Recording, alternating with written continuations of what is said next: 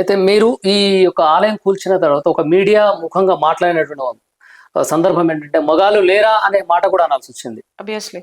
ఎందుకు అనాల్సి వచ్చింది ఆ మాట? ఉన్నారా? ఉన్నారా? ముత్యాలమ్మ అంత గుడి ఘాటుగా కడుపులో ఉన్నటువంటి ఆవేదన అండి, ఆక్రందన అని మాట్లాడతాను. ఆవేదన కూడా కాదు, అది ఆక్రందన, ఒక స్త్రీ ఆక్రందన. ఎలా అంటే ఏమండి, ఇదే ప్రశ్న అక్కడ ఏసీపీ చాలా చాలా నిర్లక్ష్యంగా పో హైలైట్ అవుదామని వచ్చావా, పో అవతలకు పో అన్నాడు. నేనెవరిని ఆయనకి తెలియదేమో, కానీ నేనేంటో నాకు తెలుసుగా, నేనేంటో జనానికి తెలుసుగా. జనమందరి ముందు అంత అవమానించాడు అనంటే వీళ్ళు కనీసం ఒక స్త్రీకి గౌరవం ఇవ్వాలి. నేనేమో ఆయన చీపు రా పోరా అని చొక్కా పట్టుకోలేదు, నేనేమి అనుచితంగా నేను ఏ ఒక్క వ్యాఖ్య చేయలేదు. ఎందుకు అనంటే నేను ఇంటర్వ్యూల్లో ఏది మాట్లాడినా ఏదైనా ఇన్ని సంవత్సరాలుగా నేను ఇక్కడ నిలబడ్డాను అంటే అది అర్థవంతమైనటువంటి టాపిక్ అయి ఉంటది, అది మెసేజ్ కూడా అలాగే ఉంటది.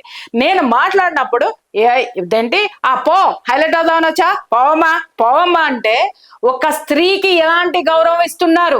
ఒక ప్రభుత్వ అధికారికే స్త్రీ మీద గౌరవం లేదంటే సామాన్యుడు ఏం గౌరవం ఇస్తాడండి?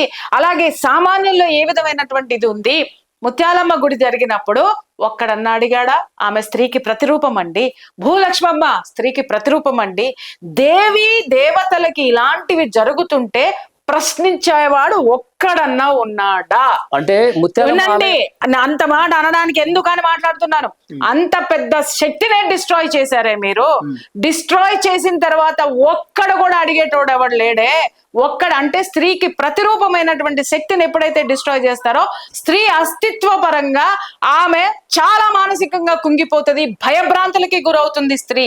ఆ స్త్రీకి ధైర్యం ఎక్కడ వస్తుంది అనంటే అసెంబ్లీలో ప్రజాప్రతినిధిగా నీకు ఓటు, ఏ స్త్రీలు అయితే నీకు ఓటు వేశారో ఆ స్త్రీ తరపున ప్రతినిధిగా ఒక స్త్రీ అన్నా మాట్లాడిందా?